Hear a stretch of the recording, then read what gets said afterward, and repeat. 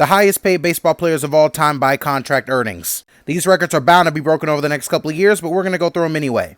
Number 10 is David Price, over $271 million. At one point was one of the better pitchers in baseball. Next you have Clayton Kershaw, number 9, $307 million plus. Had a couple years stretch in the 2010s where he was the best pitcher in the league unequivocally. Cy Young and the MVP.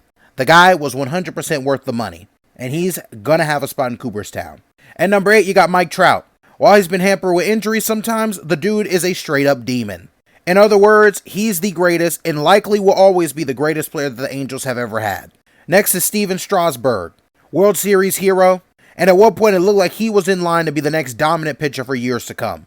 Still, his peak was insane though. Next you got Zach Greinke, another guy who at his peak was completely unstoppable. And some people say he's a little weird. But whether he's weird or not, the guy was an absolute beast.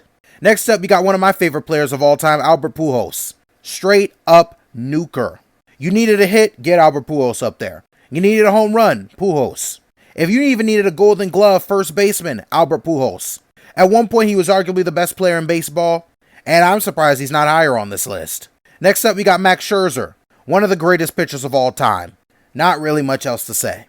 Alex Rodriguez. No matter how you feel about him, the guy should be a part of the 700 home run club, but he's still one of the greatest players that we've ever seen. 696 home runs, someone who revolutionized the shortstop position, and at one point had the largest contract in sports history.